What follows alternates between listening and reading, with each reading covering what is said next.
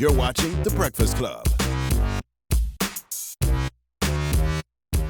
Morning, everybody. It's DJ NV Angela Yee, Charlamagne the God. We are The Breakfast Club. We got a special guest in the building. Former NBA player, played for the 76ers and the New Jersey Nets when they played in New Jersey still. Yes, sir. Mr. Jayson Williams. Oh, thank you. Thank you, Envy. You Thank still you, son. limping, my brother? Nah, I got hurt in the gym. We work out every morning. Oh, okay. At 4:30, 4:44 in the morning, and I was doing box jumps, and the guy in front of me was a little short, and I hit it on the way up, and it split my quad muscle all the way around. So I just had surgery. Oh, okay. I'm like, damn, he's still limping from the knee injury from 99? Now, we were talking Yes, about sir. you before you got in here, Okay. and we were saying that when you got in the league, you weren't necessarily the best shooter. Right. But you were a rebounder, and you were a Defensive player. Right. great defensive player, and you got a lot of money for being a defensive player. But you don't see that in the league now. Yeah, everybody wants to shoot three-pointers. There's no more fast breaks because guys just pull up. But right back then, we had Derek Coleman and Kenny Anderson on the team, and Right. I really couldn't get the ball. So a guy came over to me, a coach, Paul Solly, said, man, why don't you try doing some offensive rebounding because those guys miss, 70% of their shots. And I did that, and I had like 16 offensive rebounds one game. I was like, wow, this is pretty cool because I had no pressure on me the next day because all I had to do was go out and hustle, set picks, dive on the floor, and rebound when all these guys had to go out and shoot. So they didn't sleep at night. I slept at night. So hustle is a talent in basketball. So coming out of college, you were like a scorer? Yeah, I was a scorer All coming right. out of college. Gotcha. Yeah, but everybody can score, man. Everybody's big and strong and 6'10", and so you have to find something you can do like you guys do here at the Breakfast Club. Y'all get it in. So, and you change it up, and you're specialists at what you do. So that's why y'all different than everybody. So that's what makes you guys so special. And what was that big deal? I think it was like $35 million or something? No, man, if it was $35 million, I'd be right here with y'all. If one of the wives take $35 million. No, it was close to about $90 million. Okay. $90 million contract, and then you got injured. Yes, I got injured. And then you didn't have to play again, and the contract was guaranteed. Doesn't matter. Guaranteed. NBA money guaranteed. Same the NFL. Yep. Yeah. Yep. You get a lot of slack for the that? NFL is not guaranteed. Right. But the NBA. Yeah, it was a serious injury. This Stephon Marbury fell into my knee and it broke. We was in surgery for 12 hours. I couldn't walk for almost a year. I tried to come back a couple of times, but then I broke the other foot on it. It was hard, man. But that was that, man. And then, when you lose your structure, came destruction for me. I went out, tried to do some NBC. I was very good at it, but it was one day a week, and man, my life just started falling apart. And went out to a basketball game with my dad and my adopted children at the time. My sisters, all three of my sisters died, 2 of AIDS, and I took their children out, and we went out to watch a Globetrotter game, and saw some of the guys that were on the team that were playing that night, and they needed some help. And so I said, hey, man, come back to my house. We took a lot of the players there and some guys. It was nothing like the papers and everybody says it was a big party. It was kids there. We went back to eat. After we ate at the restaurant, the owner called a limousine because they came on their bus, a limousine to take them to my house. We met Mr. Christophe, who was the driver. We rented for the night. He was cool. He had dinner with us and told some jokes, and then we went to my house, and instead of me showing, Picassos and paintings and stuff, I started showing guns.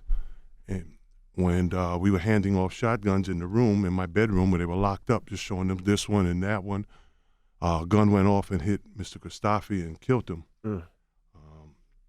And instead of stopping and just saying, hey, we had an accident, I tried to cover it up. Why, I'll never know. I don't even remember what happened after that. They said I jumped in the pool. I believe them, and just came up, and just from being a coward, I ended up going to jail, not for the accident, but for doing the cover-up. And I want to apologize to Mr. Christophe. I want to apologize to all the people that I let down, my family, my daughters, my fans, everybody, man. It's I don't like doing radio. I don't like doing TV no more. But I'm in a different world right now, doing different things and trying to bring attention to the disease that I'm fighting right now. Well, let's explain to the people, what exactly you're talking about. In 2002, you accidentally shot and killed your limo driver with a shotgun at your house in Jersey. I feel like you haven't forgiven yourself for that yet. So, man, it's tough, man. Down at Rebound Institute, down in Florida, where I help people suffering from addiction. I just start my day at 4:30 in the morning, and then I just go on until about 9 or 10. And I guess it's my defense mechanism because I'm helping people with their problems. I take the heat off of my problems, but nah, man, when you take something, everything a man has and gonna have, accidentally, still, you can never live with that. So I kind of immerse myself into a bubble, and that's where I'm at. Now, I seen you say you said just now you regret trying to cover it up. Do you think your first reaction was because you was drunk maybe or high or whatever it was? Yeah, it had to be something. There was no alcohol in the case, but then again, you have lawyers, and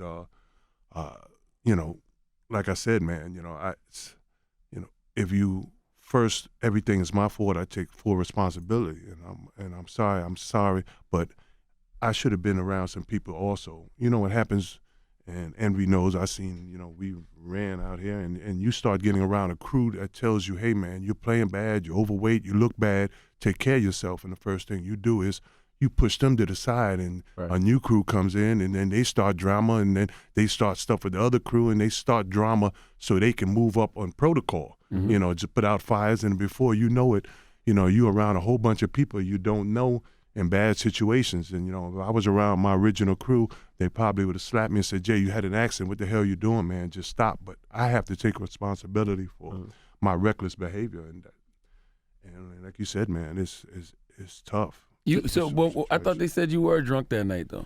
Nah, I'll be quite honest with you. We went out to a restaurant and there was drinks going on, but alcohol was never my case. But was I drinking? To be quite honest, yes, I was drinking. So, this is one of the reasons, you still don't even realize, Charlamagne, what, you'll go back to drinking and then go, I want to do something to forget stuff. And then here it comes again. I have a disease that tells me I don't have a disease. And I think I can conquer that. And then before you know it, you'll be right back in the same situation, man. So this is serious stuff. And that's why I immerse myself into trying to help people down where I'm at. Did the world turn on you? Because, I remember it in the paper, it just seemed like you had nobody at that time, that you were just by yourself. Yeah. Who came back is the 2 or 3 people that were in my life in the beginning.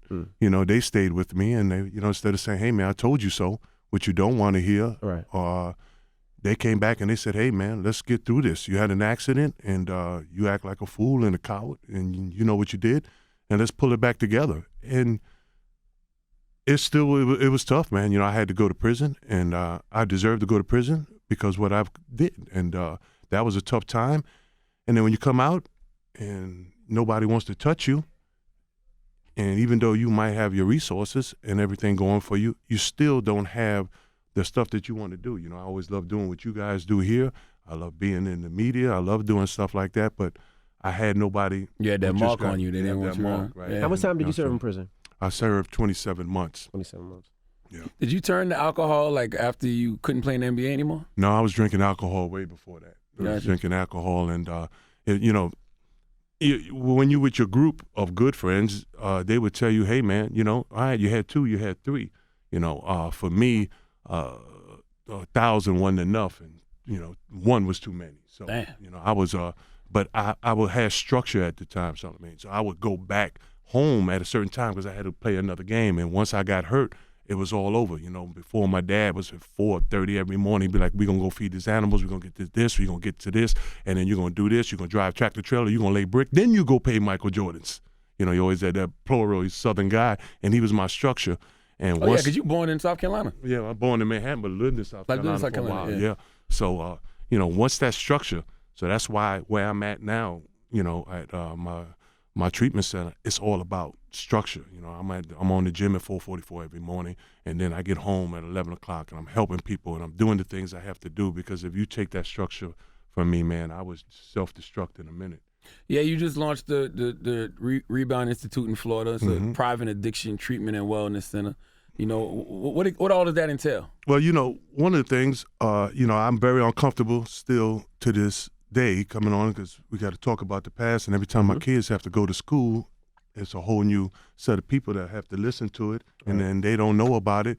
And people, and it's almost like pulling off a scab. But, I want to bring awareness to this disease. Just if you had cancer and you have a disease, you go into your employment system program or your human resources, and you say, hey, man, I got a problem, and they can't tell you what it is. You just tell them I got anxiety or whatever. You got HIPAA laws that protect you. They can't fire you. They can't penalize you. And then you go down and you get yourself treatment. I was 48 years old, and I didn't know you can go get treatment. I didn't know what treatment centers was. I just know that, other folk would know what treatment center was. And they would go down and they'd go away for, 45 days and come back, still have their job, still got paid, and they're better. And so this is what we did at Rebound Institute. So I opened up a small place to keep me well. Curtis Martin from the Jets recommended that. Charles Oakley, you guys are familiar with, said, man, just stay down here, Jay. Open up a small place, and just help people. And I'm not helping anybody, to be quite honest with y'all. They helping me, because when you drop a loved one off with me for 45 days and I pick them up, I pick up every single, we don't call them clients, we call them teammates. I pick up a teammate from the office, from the airport or wherever they're at. They're with me for 45 days, and that gives me 45 more days of sobriety and doing the right thing. So, and when you call up, if you call that number, you probably get me. We're real small, but we're real good. We have people that look like us. We have 2 Harvard certified clinicians. So you with me all morning. So we do something called outdoor adventure therapy, where, we do scuba diving, we do stand-up paddleboarding. Everybody that works with me is scuba diving certified. We do base jumping, we do planes, skydiving. We do all kind of things to overcome anxiety and barriers, and we do it as a team. And then, and it's good for the alumni trips, because we stay together and we have different things to do on alumni trips. And then we turn you over to our clinicians over at our 20,000 square foot place, and you go in there and I sit in there with them, and we get treatment right there from some of the best clinicians in the world. And that's about 5 o'clock. Then we go work out. Guys lose about 25 or 30 pounds, guys and women. And then we go catch an AA meeting, an NA meeting, and then we go back and we do that whole thing, rinse, wash, repeat. And the thing about what we do is I get a chance to go on and have accountability partners. So you come to Rebound Institute, you're going to be my friend for the rest of your life, because it's easy to do. We have a $16 million facility on the water. It's beautiful. But when you come down, don't come down unless you want to get better. Want to give up cigarettes, you want to give up everything, and want to be my accountability brother or sister for the rest of your life, because it's easy to be in a spa-like environment and then go to the best clinicians. But when you leave, you got to be able to help me, help you, and vice versa, because we're going to be friends and brothers and sisters for the rest of your life. What got you to your wits end? What made you stop finally drinking? I don't think you stopped. I think you're a patient in your own facility. Yeah. What you're telling us. Do you still drink? No, I don't drink. But I could tell you one thing. If I don't stay where I'm at and stay around that group of people, then I will drink. And I will, I have to stay around people who are doing what they're doing. So, I'm an owner, but I'm also the patient, and we're small, and hey, man, it's a pretty good situation that I'm in, helping people who really helping me. Do you think? I'm sorry. In 2010, you got arrested for, I think, drunk driving? Yeah, man. Drunk driving, no crashed doubt. into a tree. I just and I didn't know why I would do that. So what happened is, I went up and bought a cabin in the middle of the woods, and just said, hey, I'm gonna live up here and like Bear Grylls or something out here in the middle of the woods, and I don't have to deal with anybody. I don't know what would make me do that. Like, I'm very gregarious, need people, need to talk to people, and I just isolated myself. So when I went to Rebound Institute, and then now I'm learning what I do to, when I'm about to relapse or get into a situation, is I isolate myself. Get away from everybody. Yeah, now I isolate myself, man. I was up there, I went crazy, man. I was up there, bears and coyotes and beard, and then, I put on 80 pounds. I was 316 pounds. Now I weigh about 245. And Charles Oakley came up there and saw me with a beard. Him and Chris Mullen was like, man, we got to get you to treatment. And because if not, I would have drank moonshine and drank myself to death. And that's what it is, man. It's just it's a tender situation, Does all of that stem from accidentally killing the limo driver? I think Or was it leaving the league? Yeah, you know what? Even when I played in the league, you have a couple, but then you had structure. So you had shoot around. We're NBA players. We're the best athletes in the world. So we don't need to really have a shoot around in the morning to go over the other team's plays. There ain't but a few plays in basketball. Right. Only reason they implement that in the league is to make sure that you got some accountability in the league so you can get up in the morning and be somewhere and they can check you out. Because if not, if we had to show up at 7:30 at night, man, it'd be a whole different situation. We'd be like rock stars in there. So, that's where we at with that. It just seems like you're trying to run from something that you can't escape. Until I get strong enough to do what I do, I stay down there, man, and I'm there 17, 18 hours a day, and we get better together, man. And we do a lot of laughing and a lot of, at Rebound Institute, we just do hang out. It was small. I'm not trying to have 1,000 beds or 600. God bless the people that can do it. We're a small, beautiful facility that stays full and stays. How many people do you house? Only 16. 16 wow. With everybody has their own bedroom, on the water. The best clinicians and people that look like us. And so, when I speak to people, say, Jay, you gotta, and we have athletes. So we have a lot of athletes that come in there. And one of the things I try to tell them and be is like, hey man, when you leave here, it's up to you, but let people know, you have a disease that tells you don't have a disease, and let people know they can go get treatment, because people, when they leave, they'd be like, hey man, I don't want to do this because I got to get back. I got a sneaker endorsement. I got this. It's okay, man. It's a disease. So come back down here and let people know, hey, there is treatment centers, because as African Americans, we keep insurance, because we got to keep insurance, because we get pulled over with no insurance. We get, you're back in the day when I was in South Carolina, my grandmother couldn't read and write, so they had the debt run. The white man would come over and pick the insurance check up from her because he couldn't mail it. So we have insurance. We just don't want to use it. We want to run up our insurance, or we don't know that if you have a drug or alcohol problem, just go in there to your EAP and your human resource and say that and come down and get better, especially with athletes, man.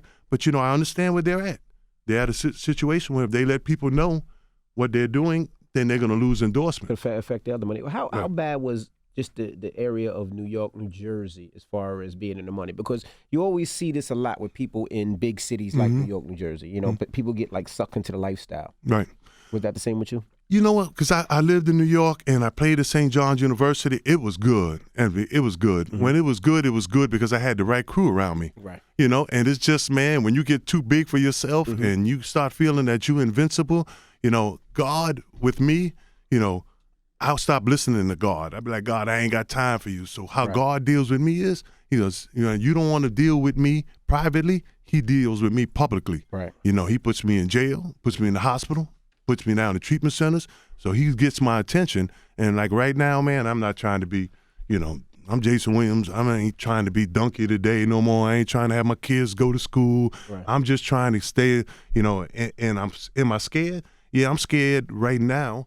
Because I'm just out of my element, man. When I get back to, I'm a different person. As soon as I get back to Florida, I get back to Rebound Institute, man, I'm back, to who I am and gregarious and feeling good, because I'm around people who need to get better.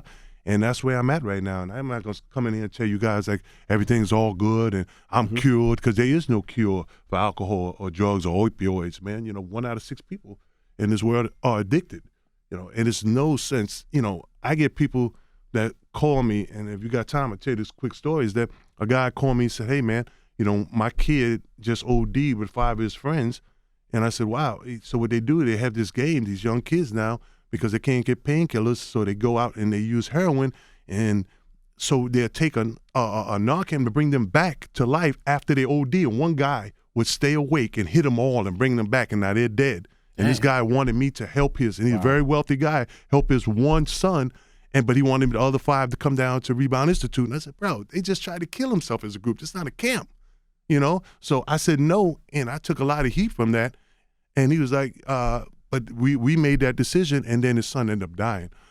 So this is a serious thing. Like when people are dying from this heroin, these painkillers, man, it's big, it's back, and very big.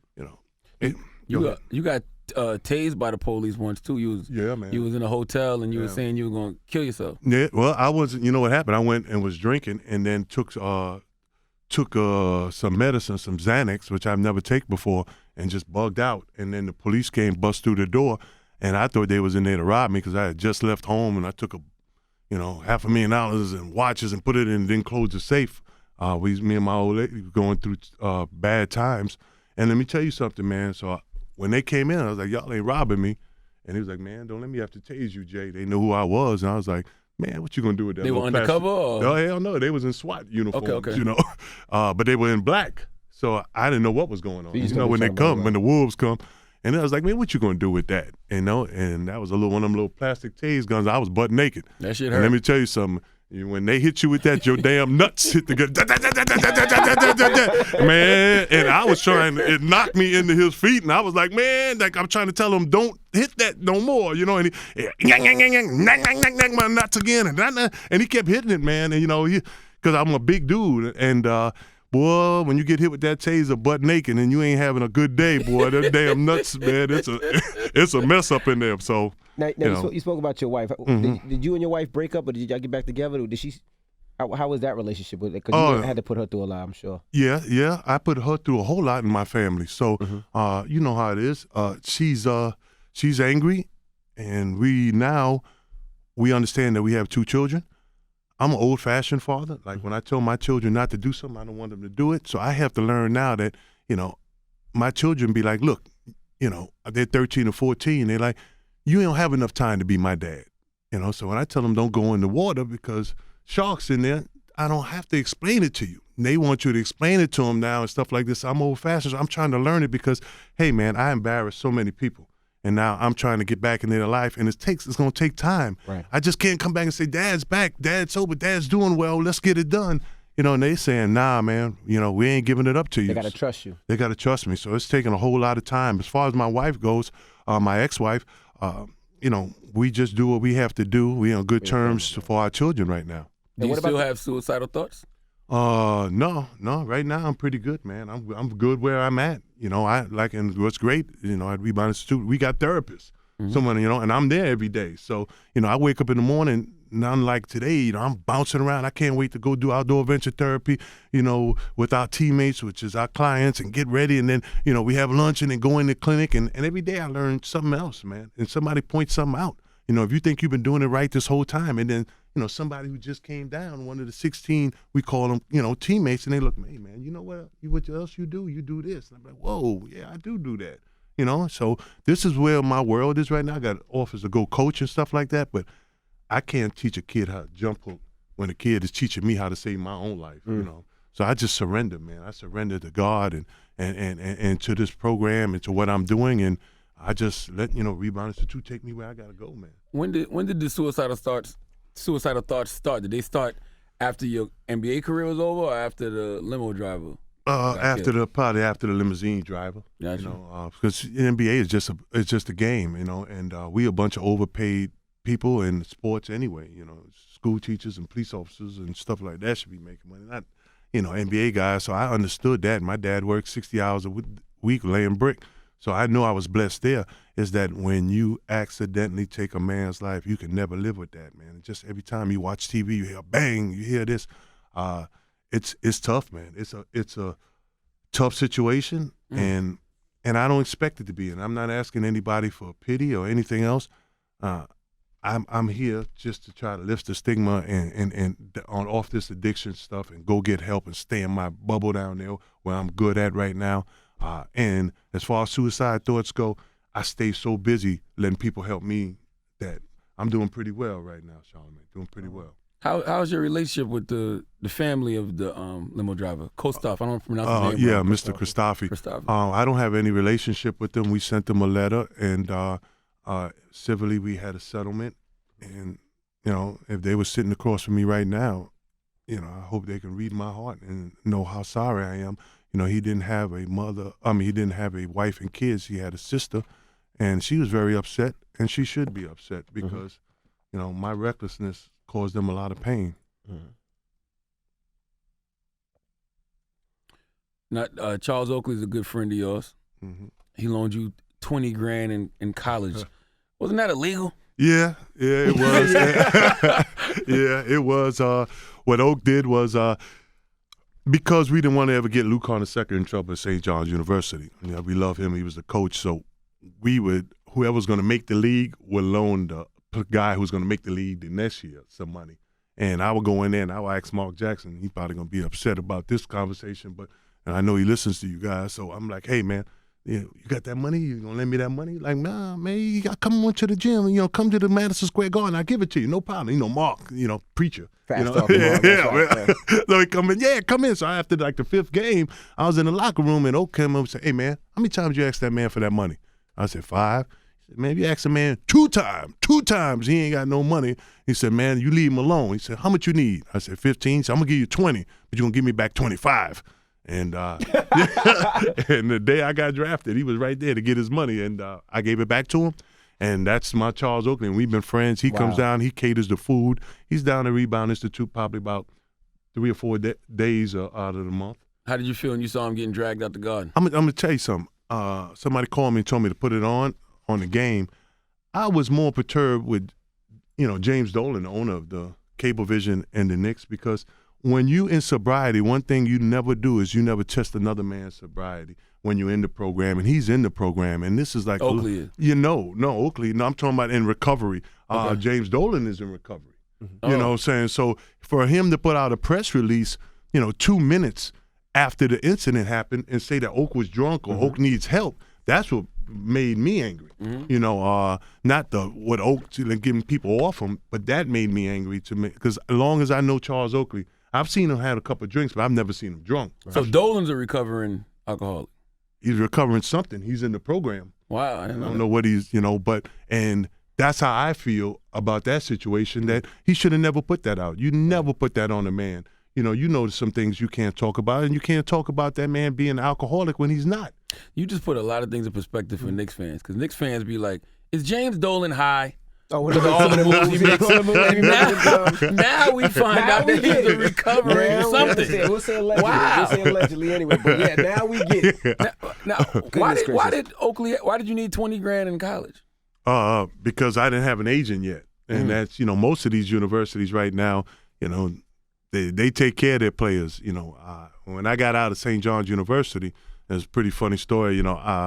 I won NAACP Man of the Year award, and my dad is an old Southern guy, and I got drunk that night. And the guy who was introducing me, Ron Rutledge, the coach, he started stuttering, so I just took the microphone. I was like, and I would like to donate $2.1 million to St. John's University.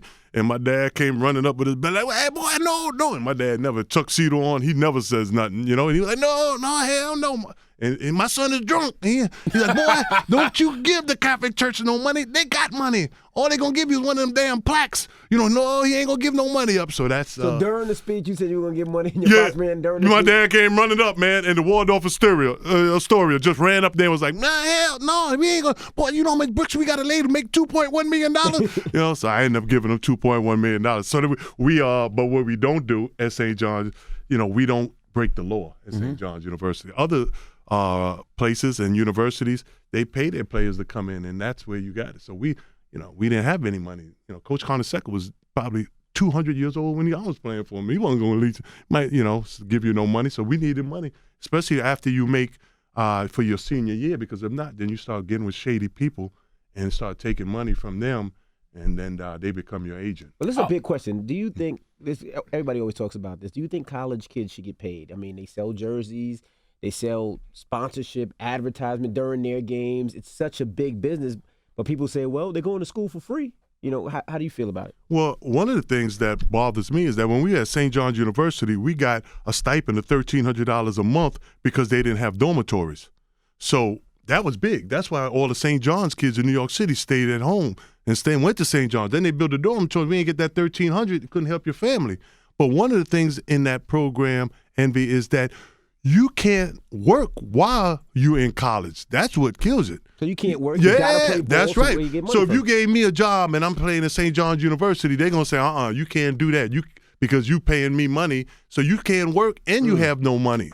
So a regular student can get a job, right? We can't get a job. So should we make money? Yeah, absolutely. I believe that. Everybody else making money. You know, maybe back in the day, there was like, oh, these, you know, NBA and all these team owners and NFL and NHL guys, you know, nobody ever bitches when Tom Cruise makes $60 million a movie. You know what I'm saying? But as soon as you give an African-American a bunch of money for $30 million to play for a year, there's something's wrong with that. And Tom Cruise don't have more talent than Michael Jordan, in my eyes. So, you know, you make what the market bears. So, you know, if they can pay it, they making it, right? I wonder, it don't even seem like what Charles did for you should be illegal, though. Right. It's not like you was going to play for him in the future or anything like that. It was just like, he was just looking out for his own. Pay me back, yeah. Yeah. And I don't think it should be illegal, you know, either. So, yeah, he just, you know, he loves you guys, man. Y'all got to have him on. Yeah, he's coming up. A couple of times he canceled out. He's coming. Hey, man, and let me tell you something. You know he got the Oakenism. You got to bring it. You should bring me in that day. Have a translator for him. You know did I tell you guys about the new car? I got a Ferrari. And you got a Ferrari? No, he does. He got a Ferrari. And he got a Ferrari, and he always trying to, you know, got them old big rusty hands. He slaps everybody with, and so he always trying to say how IT he is. So he get in the car and he hit it and he goes, "Hey, call LeBron." And we driving down the highway and please repeat, "Call LeBron." You know, and the lady come back on the phone, "Please repeat, call LeBron. Slow down," you know, and he'll take his foot off the gas pedal and start hitting the brake. The lady just tell him to slow down because they can't understand his Oakenism, you know. And this is how, and he's at the end, he just be like, "Call the king," okay, and it just rings, you know. So you know, he's a funny guy, but man, he's one of the best guys. He really comes down to check. He was the only guys. Him and Curtis Martin were the only guys that came to see me when I was locked up. Really? Yeah. Who's the best player you played against in the NBA? Michael Jordan. You know why he was the best player, and not to take anything away from anybody else, because he made everybody else better. And like you didn't, you know, when he came, I'll tell you this story. I went in 1998 before I got my big contract to go play for Michael Jordan, and they wanted me to come out there for 7 days, and I'll do strength tests, running tests, endurance tests, and then they gave me a psychological test. And Michael Jordan came and picked me up from the airport. He's like, "Jay, you want to win 5 or 6 championships? Sign with me." I was like, and then I kind of heard Michael Jordan. See, the difference between Michael Jordan and Charles Barkley is Michael Jordan would beat you up in practice if you're not playing him hard enough. Charles Barkley would beat you up in practice because you playing him too hard. Right. You know what I'm saying? So when I got back home, my daddy was all excited. You know, country guys said, "Man, you going to play for Michael Jordan, you going to play with him and everything else." I was like, "I don't know, Dad. I don't know if I want to leave." You're like, "Man, leave me. Man, go play with Michael Jordan." And then I had to take a psychological test right before I left. And then I saw my dad the next morning, 4:30 in the morning, go feed all the animals.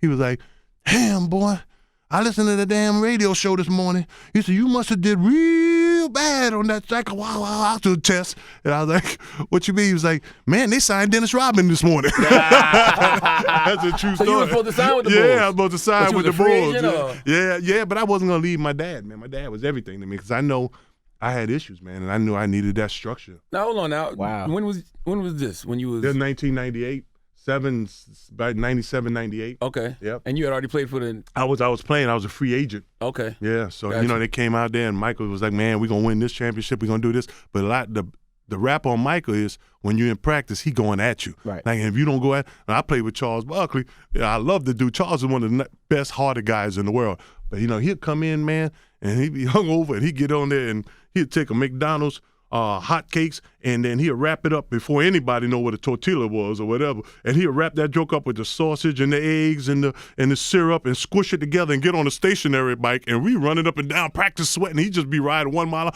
"Run the floor.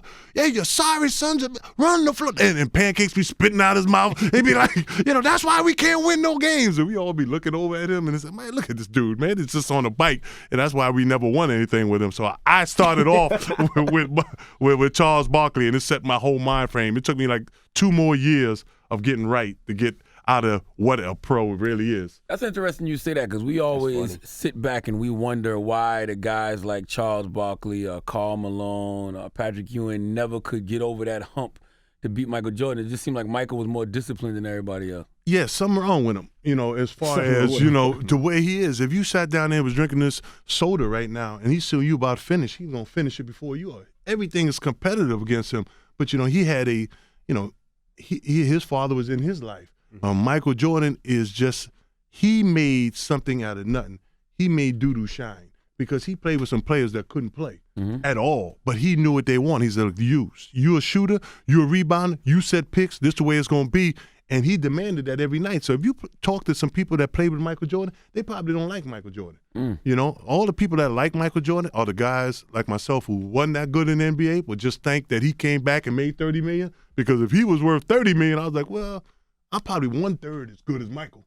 So at least worth 10, right? So Michael just raised the bar for everyone. So there's no hating on Michael Jordan. To me, Michael Jordan is everything. Wow. How many functioning alcoholics and drug addicts are there in the NBA? The same as you would went into any pro league, not just the NBA, any pro sport. If you put that same amount of people in Merrill Lynch or put them in any other room, you're going to get the same amount. Only thing with us is that we work at night. So kind of when the night comes in, you still want to go out. Right. So we reward ourselves when we have a good game and reward ourselves when we don't have a good game. Right. So, you know, so it's a tough situation because we working at night. We entertainers, and you know, you're in this business. How many times somebody come in here and you be like, whoa, you know? So it's just. But I guess it's expected of the entertainers. The athlete's supposed to be like top notch, take care of their bodies. Right. But that's what, you know, and we don't at Rebound Institute. We don't have any actors come down, but we have athletes. But we get more rejected, you know, as athletes than actors. If an actor's doing drugs and alcohol, everybody's pretty cool, right? Actor has a cigarette, it's all right. But an athlete gets in trouble one time for alcohol, marijuana, drug use, or whatever, it's over. Right. You know, so I don't know where that coincides, you know. So, you know, we almost in the same business. Basketball, football, we all in a big play. There ain't but so many plays. You know, we're all actors and out there. You know, we play 100 times a year without playoffs, you know, with preseason. So there ain't but so many plays and so many things you can do out there. So at the end of the night, you know, you're going to always, especially at home games, you're going to give somebody tickets. You know, and you got to go out, you know, different people, and you got to do that whole thing. Time you know it, you can get yourself caught in some bad situations. And we're working for 10 months of the year.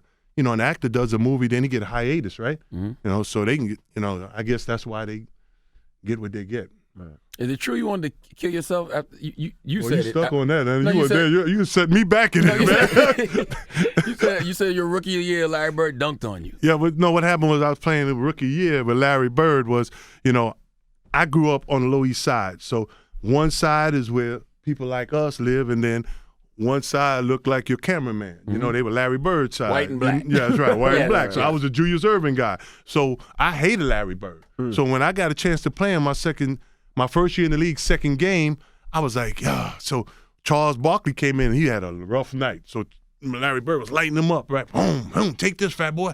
I was like, oh, man, Larry talk a lot of stuff. So he went on to the next guy that played really behind a trash him. talker Yeah, like trash talker, man. So he went on to, Armageddon. He was like, because Armageddon was colorblind. Because that's why he got traded so much because people thought he was a ball hog, but he didn't know, you know, what team. Come on, that's a true story, man. That's a true story, man. So, and then Rick Mahorn was, you know, Rick Mahorn would come in the game and he'd be like, oh, Rick, if you got a haul ass, you gonna make 2 trips. He was talking to Rick, and Rick be beating him up. So I was like, Coach, put me in. Coach, put me in. And they're like, what? Put me in. So Larry Bird ran down after he hit a 3 and said, yo, put the rookie in. I was like, yeah. I came in. I was like, what you gonna do, man? What you gonna do? Because I know, you know, got the Italians and the Irish on this side of the bridge and me on this side. I was like, I know they're all in the bar watching it. So he pump fake and let me come back and hit a 3. I was like, oh, next time I ain't gonna jump. He said, you ain't gonna jump, hey, rookie? Boom, hit a 3. Came back down. I ain't know what to do. Hit another 3. I said, I bet you can't do it on the post. Turned around and dunked on me. He got about 14 points in 3 minutes. Only thing going on in my mind is like, how the hell I'm gonna go back to the neighborhood? Yeah. You know, I'm gonna let everybody down. So I just ran down. I was like, hey, MF, you want to fight? You know, so I just like lost my mind. So I didn't see Larry Bird except he was coaching. I would never say nothing to him. So when I made the All-Star team in '98, I walk in, and since we all have big egos, you walk in just like this on the board. They tell you how many minutes you're gonna play. So the coach don't determine that. Oh, the All-Star game beforehand. Yeah, oh, they put the minutes on because, you know, we're like, if you're doing a rap video, you got something you want to advertise or something, you want to have it on. Them guys got to play a certain amount of time. Wow. So we'll get in it. So the minutes are on the refrigerator. Wow. So you go in, I was like, hey, how you doing, Coach Bird? He's like, minutes on the refrigerator. I was like, all right, thanks. I went down and sat down, and he came over to me. He's like, hey, man, he's like, I need 10 rebounds out of you today. I was like, all right. And he left and he looked at me. He's like, freaking rookie. So he remembered the whole story. I was like, whoa, man. Larry talked the whole time, man. Yeah. I don't know where, Larry grew up, but Larry got a lot of, he got a lot of talking. Did they ever use racial slurs against each other? No. Larry Bird, I'm going to be honest with you, man. Larry, for everything I've heard about Larry Bird and what I've saw in the short time that I've known him, he couldn't care less about race. Mm-hmm. He couldn't care less. I think we harder on, because, until the Europeans came over, there probably we only kept like a college team. We only kept 1 or 2 people on the team for GPA, for your grade point average, right? And now in the NBA, we had to keep 1 or 2 for them certain sponsors. We can't all be out there looking crazy unless you're going to get some people that look like the Boston Celtics. You couldn't tell, what they were. But, here, even now with the Europeans coming in and changing the game, it kind of, if you don't look at their name or the back of their shirt, it kind of what everybody in all the sports pretty much wants to see.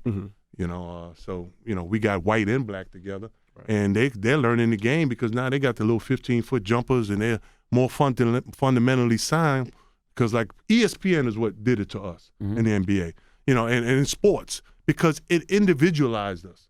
So now we don't even look on ESPN for them. People don't watch the whole game. They watch the highlights, and it does. I remember me.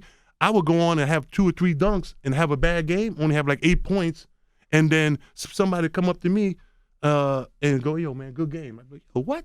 I had a bad game, but all they saw was the highlights. And, people hit home runs, they stare, and so we will all start living just for that top 10. Right. You know what I'm saying? And we took the team out of it. So now, and now you got all these players going on one team, and, it's kind of hurting the league.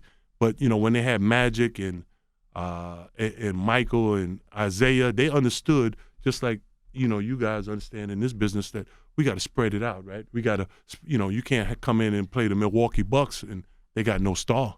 Right. You can't put everybody on one team. Is the league soft now? You think the league is too soft? I think the league is talented. I think what everybody thinks is that the league, you don't have any more post-up players. But this is what it is, Envy. It all comes down to social media. Because social media now, the 2 stars on different teams can communicate with each other since they were kids. Now there's no animosity. So when we went to play, like I just told you, Larry Bird story, we went to play, we hated each other because we weren't even cell phones really. Your cell phone, we didn't have each other. Now everybody's friends in all sports. So it's more theatrical than it is, yo, I'm coming in here, I'm going to give it to you. I'm going to bust your ass, really. So now it's like, I don't know if I ever feel good, after the championship game and guys, joking and having fun in that sense, So I think that's what it is. Social media has done brought everybody together, right? And that's what's hurting. How often do you ask God for repentance? Oh, man, hourly. But you know what? So, I mean, when I get down back home, when I get back to the Institute, man, it's like, I wish you guys you don't need it. I don't know if you need it, but you come down, you will see what I'm talking about. Like, it's just when you get back, you're like, wow, I made it. I got back. I'm back here, rebound, everything. So I see the people, and they be like, and they understand. They be like, yo, Jay, you did all this together for us, and you right here with us, and you fighting this struggle, and that makes the difference. Because we got professional athletes in there. When they come in, they be like, yo, Jay, man, put me over here. I don't want to see nobody. I don't want to do this. And then they all find out, hey, man, we all got this disease together. And then maybe on Institute comes a special place with small people. Anybody can come in there, man. And this is why I'm here, is because I want us, people that look like us, to understand. If you miss work on Monday, go see your EAP. If you have a problem, you alcoholic, you a drug addict, and go see a human resource and come get help. Don't just quit your job. Just don't. You get you get something, go to treatment. And we don't know that. I'm seriously, man. Only people, Europeans know that. They go out, the Europeans know it. They go to work. They, oh, man, I don't feel good, this and that. I'm going to go get better. Just say black people, white people, Jay. Yeah, all right. Is it expensive if somebody wants to be a part of the program? What do they need to do? It don't cost anything, Envy. It doesn't cost anything. It's insurance paid. That's what I'm saying. You just go in there and you got insurance. We got insurance. You go in there and say it, and your insurance covers it. Okay. Yeah, that's it. And what part of Florida? I'm in Palm Beach Shores. It's, yep. You have the info? Yeah, I was going to tell people the info right now if they want to. Yep. It's 18772 rebound. So it's 1-877, the number 2, and rebound, and then reboundinstitute.com. And you probably get me when you call up. And like I said, man, I appreciate you guys giving me this time. But if you need help, if you don't come to Rebound Institute, go somewhere to get help. And do y'all go chase people? Like, do y'all ever say, I see this person looks like he needs help, let me reach out to him? You know what? No, because it's always recommended by somebody else. And most people, when they get in trouble, they get really angry. Like me, somebody came to me and said, yo, man, you need treatment. And then that's a fight. Gotcha. So you got to let people hit rock bottom. So everybody comes into our places like recommended, and we put them through something, because I don't want you just to come down and hang out with us or hang out with athletes. And I want you to come down to get better for the rest of your life. Gotcha. And I just live by the moment, man. It's like today is good, and then I'm not even worried about tomorrow. You know, it's just today is good, I'm good. Gotcha. Did you ever want to reach out to anybody like Lamar Odom, maybe? You know, I went to high school with Lamar. Lamar was a little before me, but I don't have a relationship with Lamar. I wish he would call me, you know. But right now, like, we put people in there. Not saying Lamar's doing very well. I've heard he's like 9 or 10 months, man, and that's all I care for. I don't care where you go, just get better. Got you. Yeah. Well, we thank you for joining us. Man, I thank you, man. Sharing I your appreciate story, you. man, for Thank real. you. Jayson Appreciate it. Williams, of course, from the New Jersey Nets, man. It's the Breakfast Club. Good morning.